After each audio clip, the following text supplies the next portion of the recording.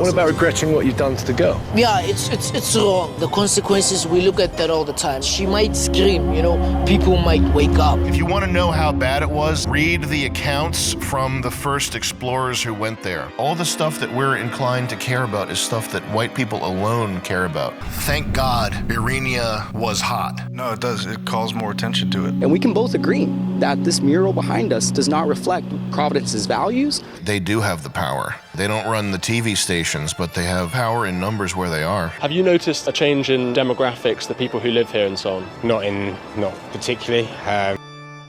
If America becomes 95% non-white, would it still be America? Of course it would. Yeah. Yes, it would. Big time. Would it be more America than even, because it is a melting pot? I don't think it would be anything more or anything less. I think that there's like a white stigma. So America is an idea to you?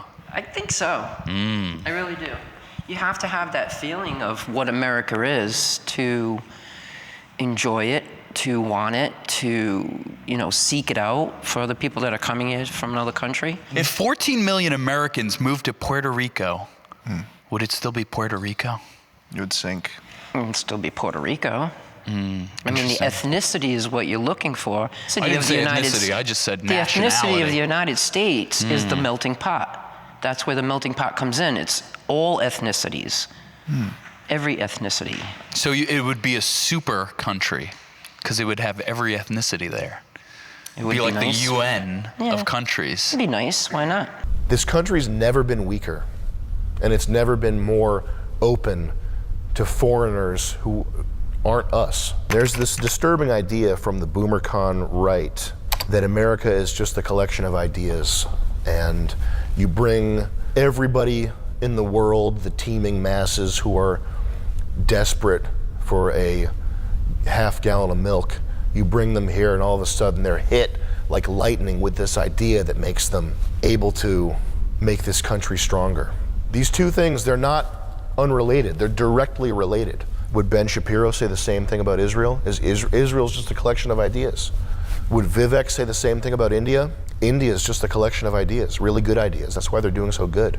Grope women on the train. I make a lot of jokes about Indians in my stand-up act. I had an Indian woman come up to me after a show. I thought she was gonna chew me out and beat my ass, ear-beating Indian style, for the jokes that I made. She said to me, "Thank you for saying that.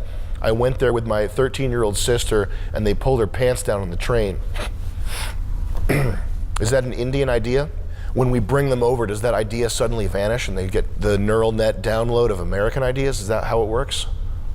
The people who are mad at you right now don't view America as a collection of ideas. It's not an economic zone. All the things that you and I probably both care about, rainforests, clean water, etc., these are white people problems. There's no Indian man who's ever lived that you could ever even train if you gave them $1 million and made them white with clothing and British accent, who would ever give a about having water that's not filthy.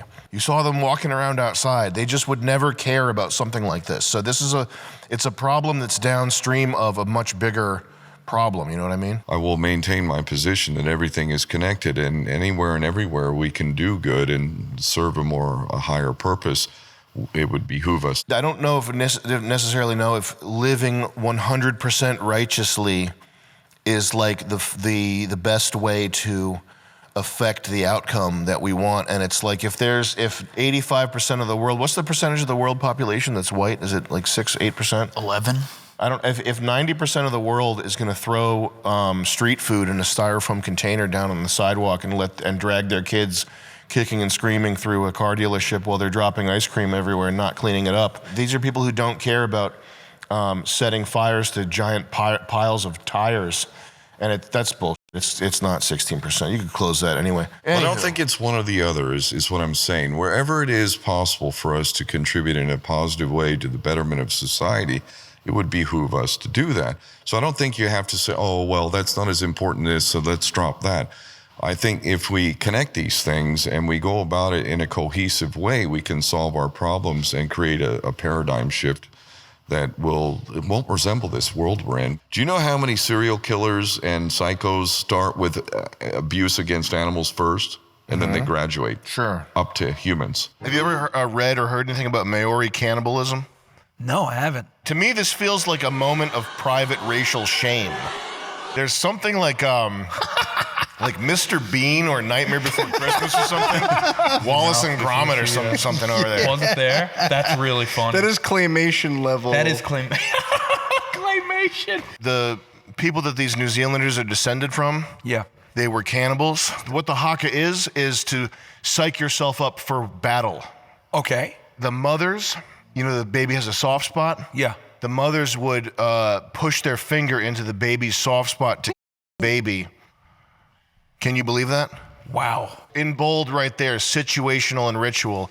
They're trying to wash over this stuff and make it sound not as bad as it was. The little verbal flip, if I just say to you, the myth and reality of Maori cannibalism. I'm not totally saying it's a lie. I put the reality in there. I put the reality in the title, but also flip you on your head the myth and reality. You're already primed. It's like a sales pitch. It's like it's a car it's sales a sales pitch. If you want to know how bad it was in like Congo, Africa, or whatever region of the world you want to know how bad it really was, read the accounts from the first explorers who went there. Because these are guys, like, there's no motivation to lie. They're just like British guys mostly who were just they were so shocked by the state of human savagery that it chills you to read this stuff. The guys that left civilization to bring Christianity to the world, to go to some fucking backwards ass island. I don't know anything about them. I haven't read any books. I know they weren't liars.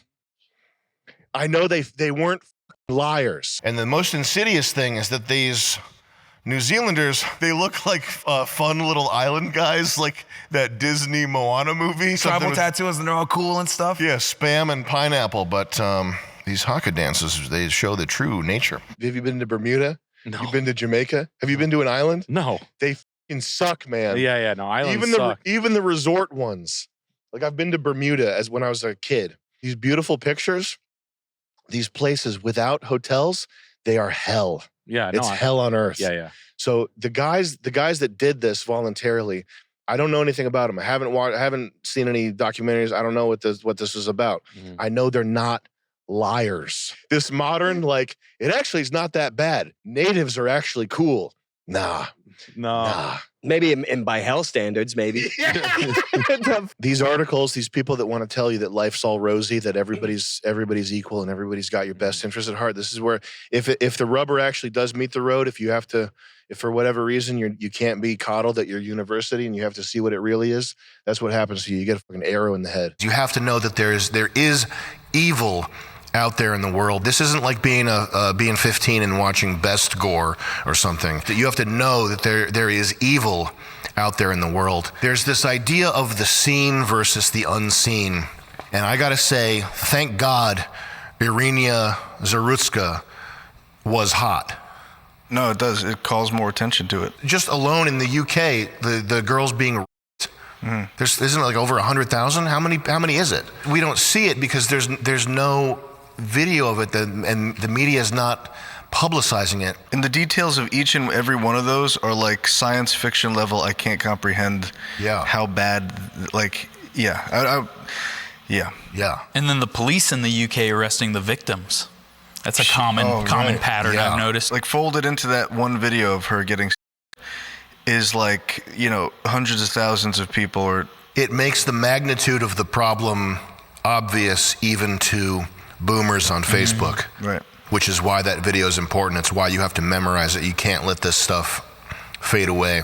You saw the British grooming gangs stuff? No. The solution to the grooming gang thing is voting. The stage of the breakdown, the societal breakdown right now. I wish it could be solved with a good old-fashioned, hearty American debate and free speech. But in Britain in particular, the only solution is people with voting. What was the grooming what were thing they doing? is since the 90s, Pakistanis have been hundreds of thousands of British white girls. When? Like what? Since like 1996 or something. Oh, since the 70s. So this has been going on since the 1970s, and it's hundreds of thousands. But it's one-on-one. It feels very unfair if it's like multiple people raping one person. That's they don't have a chance. That's like not fair at all. It's not one-on-one the way that we know where you have a fight. It's a, it's a right. good It should battle. be somebody that's like similar in size and stature. Exactly. That's It's like not slap fair. fight league. You know That's the not- slap fighting stuff? It should be like that. Yes, us white folk are dying out, flat out. So you don't think it would be unlawful to eject people based on their spiritual beliefs from our countries? It is very clear which of the three monotheistic religions wields the power. If you go to one of these neighborhoods where Muslims have planted their roots, they do have the power. In places in Texas where they're building mega mosques and Dearborn, Michigan, and these the Somalian enclaves in Maine, like they have the power. That's what they do. They don't run the TV stations, but they have power in numbers where they are. The disproportionate threat that this group of people that you're talking about, because the vast majority of Muslims are not doing what you're talking about. Europe is completely ruined. It is, but that's because of Jewish wars in Muslim nations that creates refugees that then flood into our country, which, by the way, Barbara Lerner Specter, have you seen her? What she said? Europe will not survive unless it embraces the multicultural agenda. She said it flat out. Europe has not yet learned how to be multicultural. And I think we're going to be part of the throes of that transformation, which must take place. Europe is not going to be the monolithic societies that they once were in the last century. Yeah, like in high school, the Somalians, they always will weave in, like instead of saying, I swear to God, they're like, Wallah. Wallah, That's I was neat. cheesed, fam. That's a neat thing to hear. Yeah, high school was crazy because I moved from Ghana, West Africa, to grade 9, so first year high school in Canada, and it was crazy being like the innocence of childhood was preserved in Africa way more than here in the West. Like I got to high school and it was f***ed up. Like these people are doing all sorts of adult stuff that I wanted to play video games still. Kids are talking about and all this stuff. But it was definitely strange seeing what kind of cliques there were. How much cognitive dissonance do Indians possess if their country, which is the largest open sewer in the world, if they can't afford plumbing, why can't they just dig some outhouse holes on every corner of every street? I have an answer potentially. My comment is that's just hateful, but go ahead. Well, he posed an interesting practical question at the end, right? Why don't you just dig a giant hole and put your shit in there? It's a pretty reasonable question, right? Yeah. You might be asking yourself that in your mind right now. No, I would just on the street, but go ahead. Okay, so the reason why so many of them apparently on the street is because the Dalit, the lowest rung of the caste system, has historically given these people the job of cleaning up shit off the streets. And if you have a latrine, like a hole in your home, dug out a little hole and you put your shit in there, it's seen as unclean and impure. And if you extract that shit out of the hole, then you're unholy and unclean, and you can no longer go to the temple and worship in the same way you would. So historically, they've apparently outsourced the cleaning jobs to the lowest rung of their caste system. And now that the caste system's up, they claim it's no longer relevant, no longer has a meaningful role in day-to-day life. It definitely does. They're just like, I'm gonna go in the street. If you're one of those Indians that's like black, it's not fun, right? This is a good question, Sam. All I know is, I think there's a saying, it's something like, never ask a woman her weight, a man his income, and an Indian his last name. Because I think the last names indicate you're wrong in the caste system. Damn. Oh, Dave, maybe you heard about this. There's a whites-only community causing a stir. Have you seen this? No. Oh, that's not good to read. Well, somebody's got to. So there's a whites-only community causing a stir. I don't know if you heard about this, but this is also new. In response, Ryan, African Americans have started their own exclusive living areas called Everywhere Live. Who wrote that? Dave? There